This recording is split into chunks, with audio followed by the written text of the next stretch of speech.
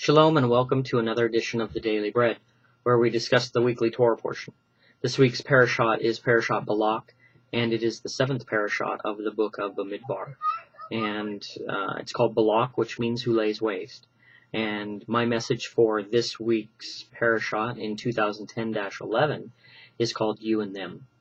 And basically the concept that I'm going to go over is the difference between you thinking and them thinking, how this impacts the way we look at the world, the way we observe our religion, the way other people observe their religions and or don't observe any religions, and the war that happens between you and them thinking, and what this means to this week's parasha and the net result for people, depending on the balance of how they think. So we'll start off by talking about self-interest or selfishness.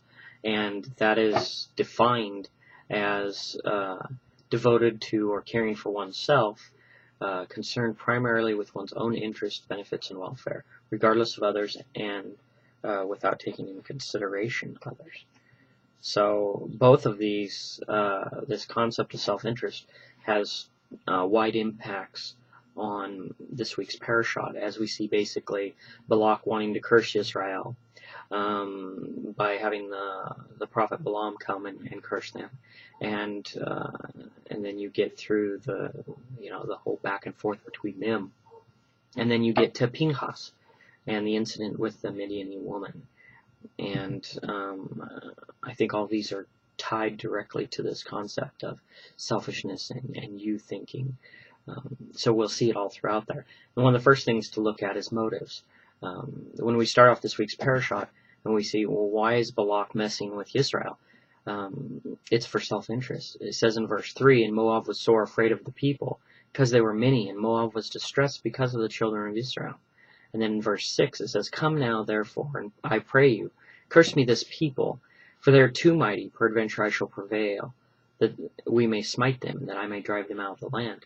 At this point they hadn't done anything to this king, and so he was basically either concerned with his future ability to kind of control the people or the land, or he was looking at what could happen even though nothing happened. But that's a pretty foolish decision in some ways, to make a decision to go out, both curse and war with a people that is mightier than you, in the hopes of destroying them, especially if they haven't done anything to you. So I think that this gets back into this concept of motives, of why we do things, and it's relevant to every believer. It's the what's in it for me concept, and a lot of actions that are taken are, without delving into politics, same way by different countries. There's the actions that you see, but what we don't always see is the motives behind them. And that includes believers in Mashiach and believers in the Bible. We take a lot of actions, but a lot of times it's our motives that we need to manage.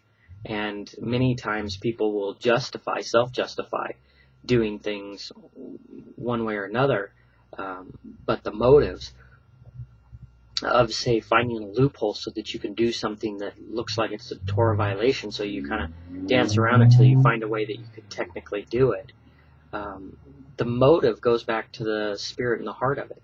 If you're seeking to violate the commandment, then that's your motive. And it doesn't matter what is on the outside, the justification for it.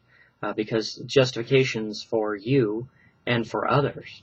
Either you'll lie to yourself so that you'll believe your own lies, or you'll try and convince others why it's okay and try and lie to them. But there's one person you're not going to be able to lie to, and that's Elohim. He knows whether you have been violating the commandment or whether you've kept it.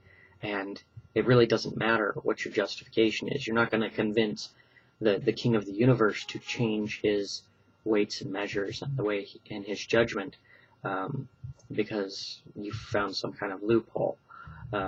So this concept of you thinking comes down to three concepts. It's really selfishness, self-will, where you're trying to enforce your will, and self-justification. So it really starts with self-interest and seeing things from your perspective of making a plan of what you want. And then you apply your self-will to it, and to make it happen. And a lot of times you'll use self-justification. Sometimes after you come up with your self-interest, you'll justify that interest, and then you'll apply your self-will to make it happen, and then you'll probably justify it again to yourself and to others. The one thing is, though, is you can't justify that to Elohim. When you look at this concept of self-interest in this parashat, you can see that they sent more, it says, an honorable people to Balaam to get him to come down, and they're willing to pay and bribe Balaam essentially and try and influence him with more honorable people to listen to the king and come down. And originally he says, oh no, I'm gonna go see what Yodewahe wants.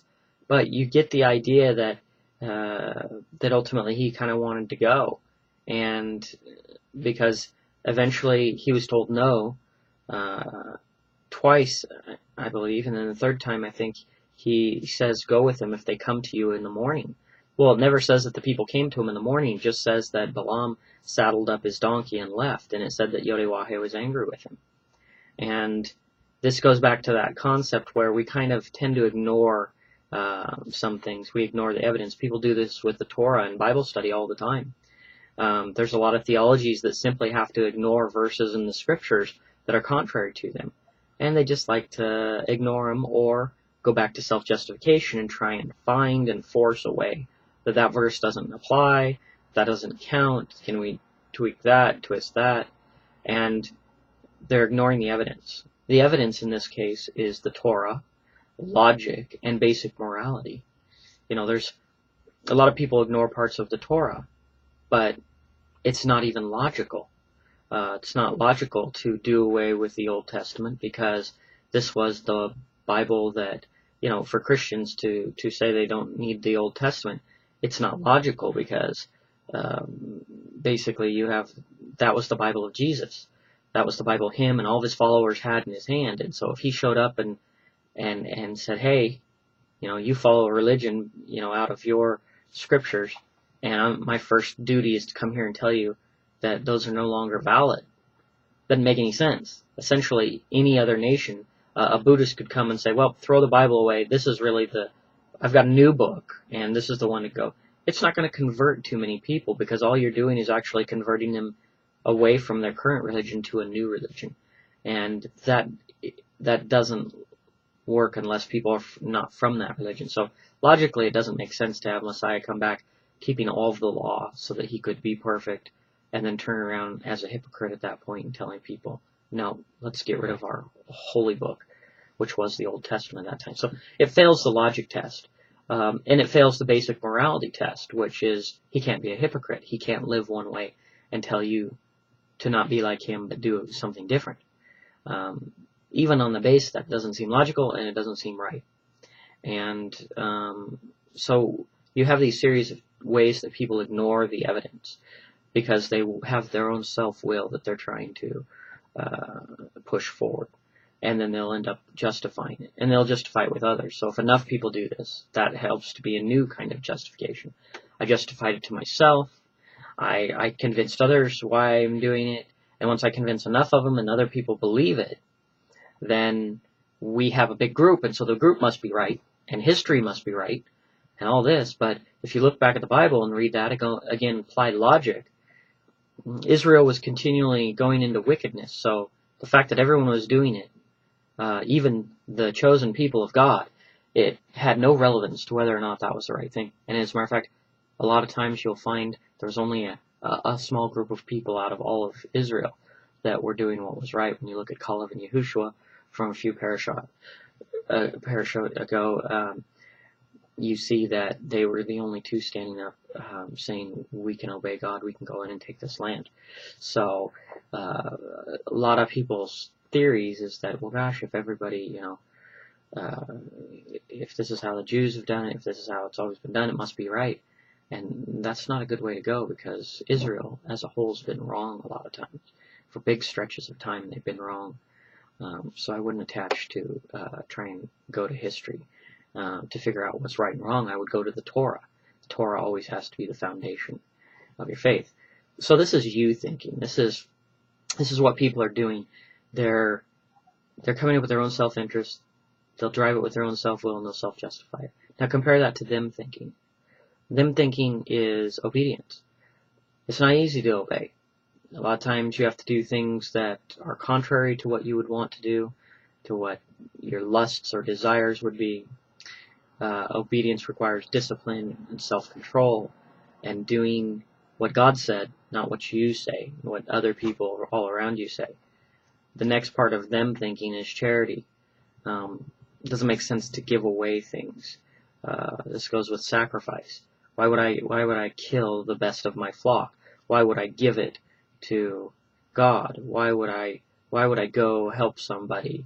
Why would I take my afternoon that I could have spent with my wife and kids and go help somebody, whether it be a friend or a total stranger? Why would I do these things? They go contrary to selfishness. They don't make sense because you don't see your payoff. But that's the whole concept of them thinking and being selfless, is that it isn't about, it's not going through the lens of what's in it for me.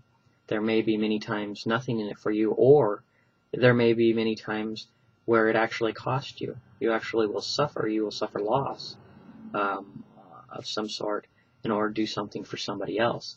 And this is them thinking. But when you look at God, when you look at the heart of a parent,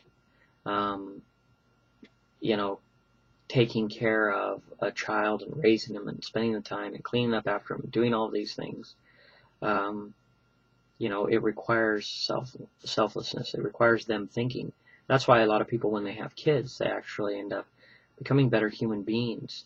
Not always, but a lot of times, because kids in some ways force you to at least be more selfless than you normally would, because now you have someone who needs a diaper change, and they're going to sit there and cry until you do it, and if they need fed, and if they need this and that. And so you've got to start thinking of others more so than you ever probably had to. And this concept of thoughtfulness is thinking of others. This is really about your lens in which you look through the world. Do you look at it from every situation, which is how our society is taught, of what's in it for me? If I do this, what will I get? You have to give me an incentive. If it's not in my best interest, I'm not going to do it. If you want my money, but I'm not going to give it to you unless you give me something I really want, and I'm going to make you market to me to tell me that I want that, and then I'll give you my money, and I'll go work to buy your products. I mean, this is how our society. The problem is we've been trained to be told what we want, to be programmed to what we want, and it's a competition of everybody wanting your dollar.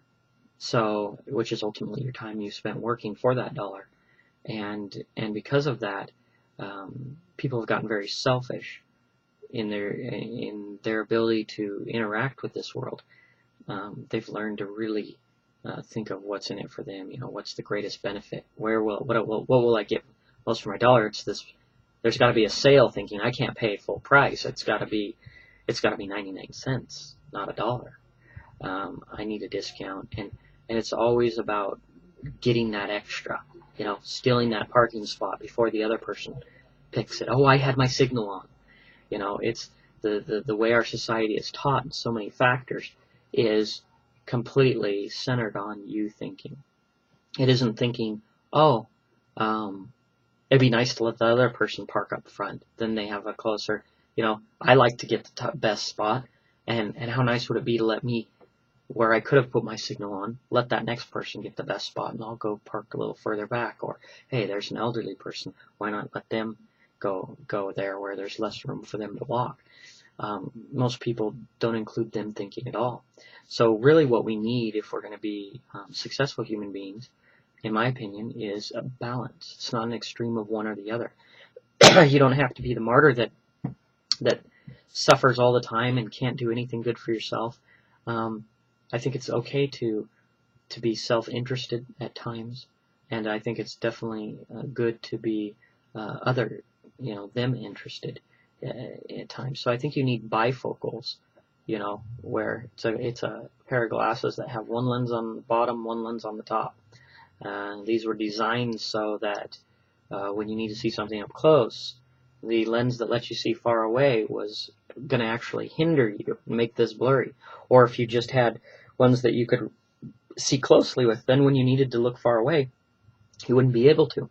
This is how a lot of people are living their lives. They've got their close-up, right, me-thinking lens. It's all about me. They only see. They don't even take into account other people.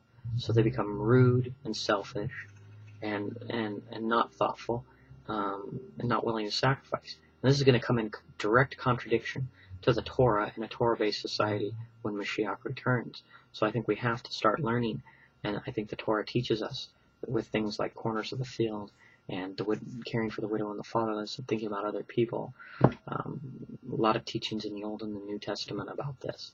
So we have to get bifocals in our you-them thinking and start to look at each situation as, okay, let me see what's in it for me. There's nothing wrong with that.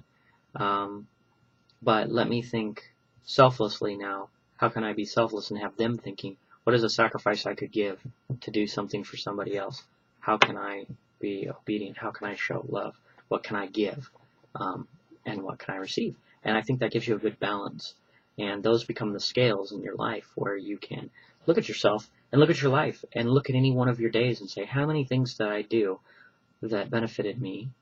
And how many things did I do that didn't benefit me? You know, it's not just about what did I do to benefit someone else, because even sometimes those things can be selfish. Sometimes you give $5 to the poor because it makes you feel good. And so you're spending $5 to feel good.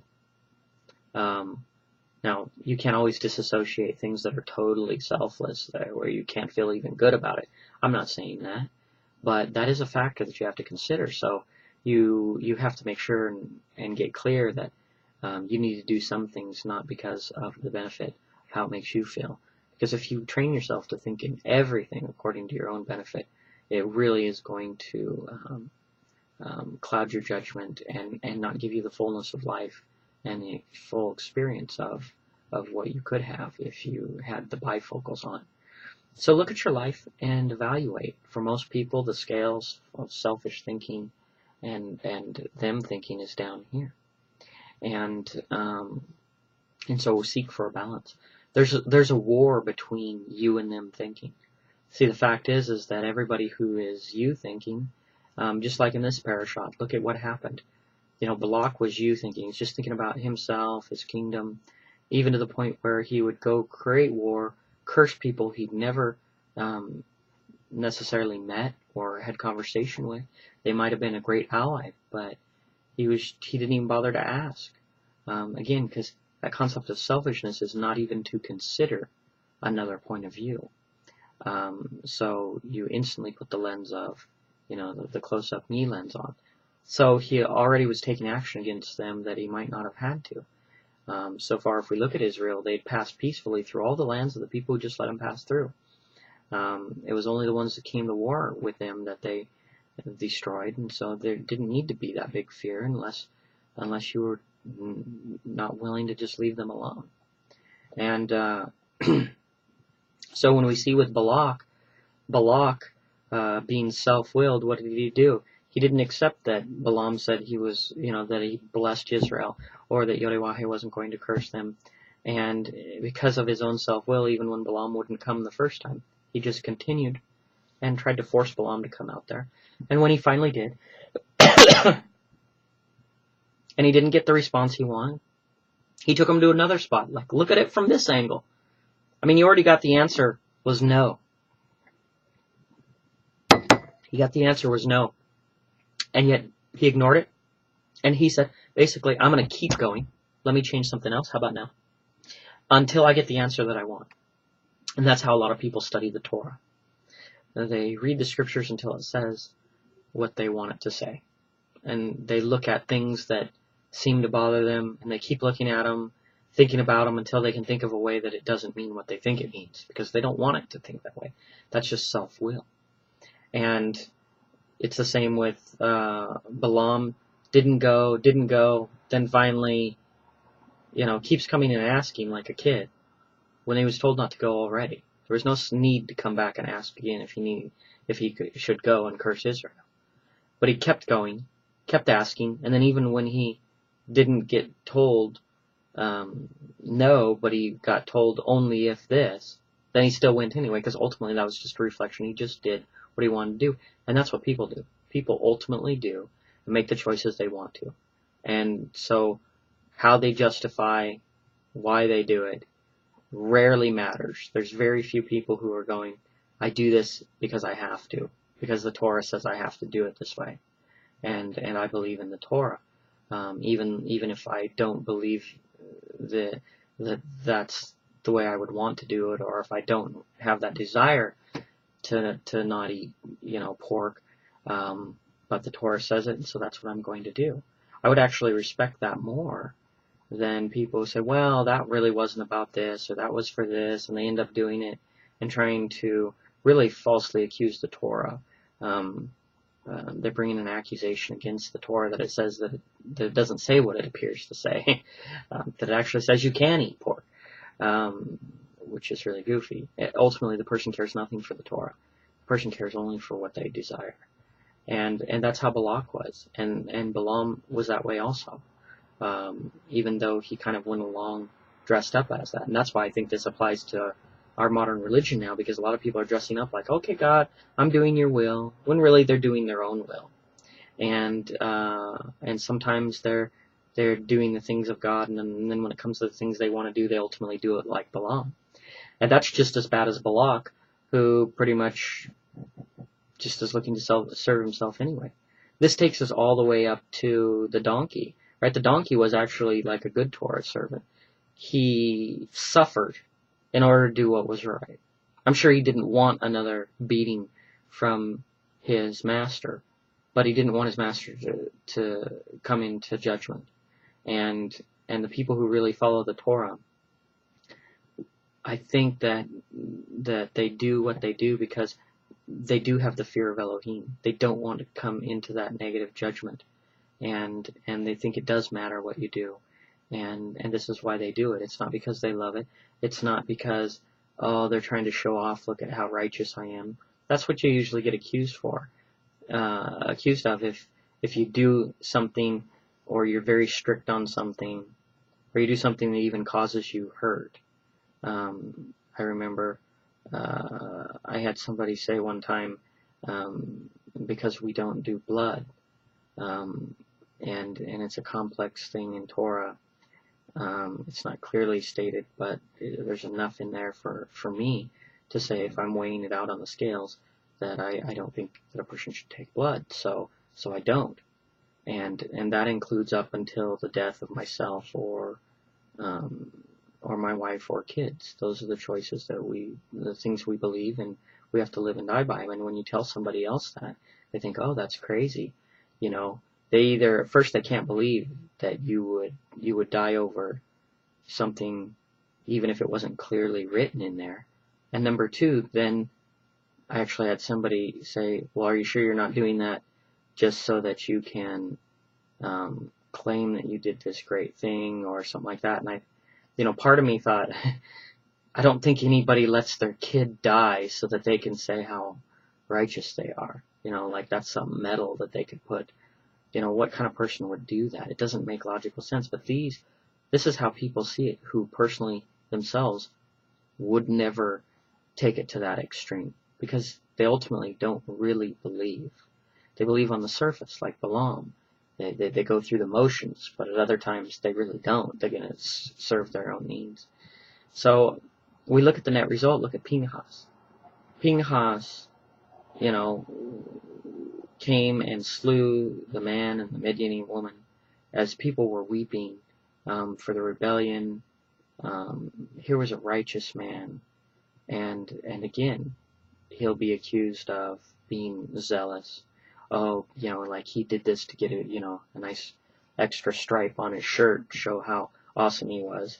Actually, he was risking his own life, because those people weren't delivered up to the judges, even though he may have been a judge in that case.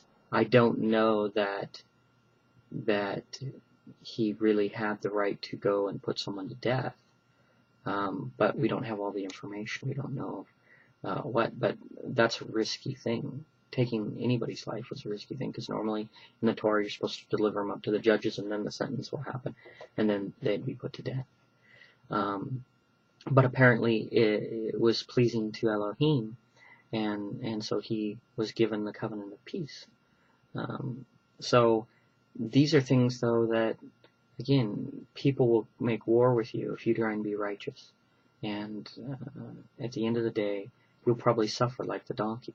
You'll be beaten by those people, just like Mashiach was, of his own people, of people claiming to be religious, who are going to come against you if you seek to do a better job than they are, if you seek to be righteous, if you seek to have them thinking when they're being you thinking and selfish. This is how it is. So I challenge you all to look at your life, look at the lens in even one day, and think in each situation that you make choices, with how you spend your time, what you do, decisions you make, how many are self-interested, and how many are interested in other people. And I think that if you increase your balance, you will increase the richness of your life, and you will create good soil for righteousness also. Because if you can't even see the need from other people, most people can't. They don't look for it. They don't know how to recognize it.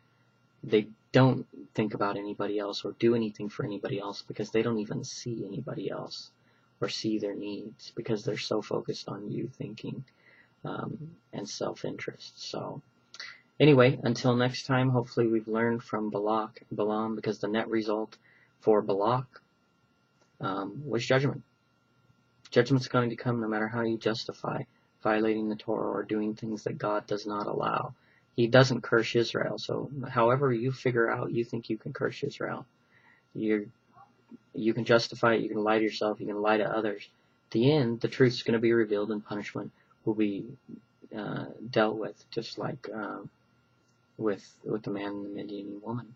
Ultimately, there's a line, and when you're on the other side, you're going to receive the punishment. So I say, until next time, strive to be righteous, and shalom.